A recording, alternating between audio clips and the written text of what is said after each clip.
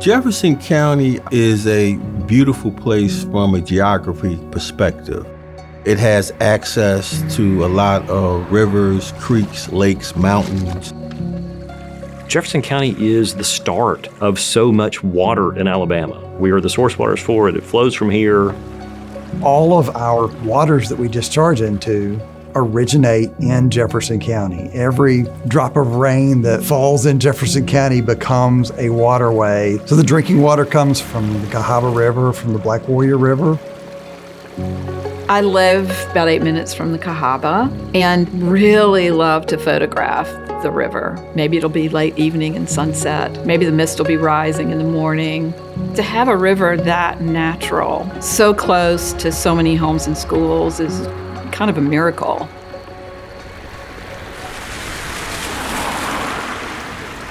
An SSO is a sanitary sewer overflow. That's where sewage exits the manhole or exits a cleanout, exits the system.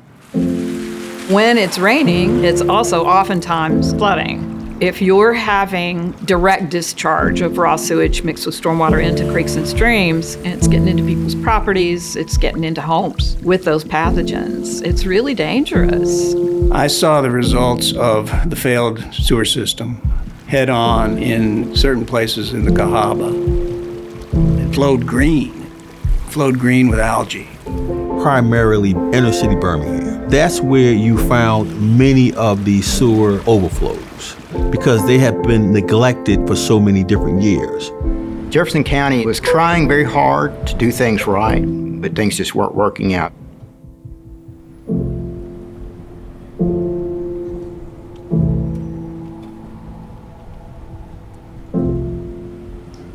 The Jefferson County Consent Decree is for the county to abide by the law and not pollute the rivers and the creeks.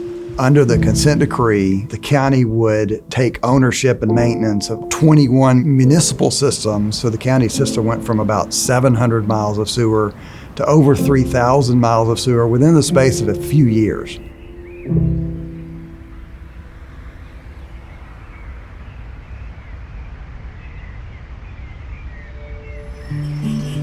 One of the really big drivers of creating the asset management program was to really understand what was going on in the collection system. The system was so large and the problems were so numerous, we didn't know where to go. Developing the hydraulic models has been basically the foundation of the wet weather program. They tell you where the problems are, how big the problems are. What the benefit was, what the risk was. Like most any water utility, you're financially constrained, and so you have to prioritize those areas.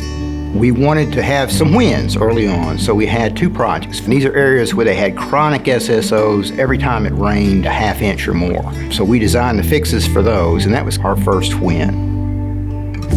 When people started seeing that the overflows had been reduced, when they didn't get this sewage washing up in their yards, that allowed the residents to have more confidence in the leadership at Jefferson County. When we refunded our bonds in January of 2024, we saved over $600 million. That really put us in a position where we were both operationally sustainable and financially sustainable. And that all came from the asset management program.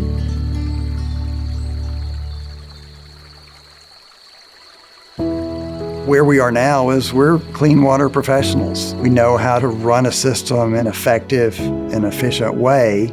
A clean water factory is what a wastewater treatment plant is. We take a raw product and then we create a product from that, and we create really clean water that we return. Wasn't always that way, and it wouldn't have happened without a lot of really focused attention and really good decisions being made over the years. There's an impact to the community. The most far-sighted action by EPA was areas be set aside along the rivers and streams to passively clean the water. And what this has done is it has created these corridors that have become focal points for the community. People take care of places they know, places where they're hands-on and they're immersed in this place. Now, because of all the cleanup, many, many more kids will be able to have that experience of growing up playing in their neighborhood creek safely. The confidence now that your community is cleaner, the water is cleaner, goes a long way to enjoying the quality of life in your community. You can't put a price on that. It's a long-term process, but it will ultimately pay dividends for generations. Just because the consent decree has been terminated doesn't mean that the work is done. There's projects planned for 10 to 15 years in the future, and Hazen has been able to assist the county in putting programs and tools in place, and then the next generation can take over and continue this good work from there. It's a new day. It's kind of exciting for the county to be there. As a biologist, this is the perfect place to be. Not just because of the biodiversity, but because of the connections that are being made between different groups who are interested in the same thing. In my 40 years in Birmingham, I'd have to say that things have improved dramatically, and it's all finally coming together.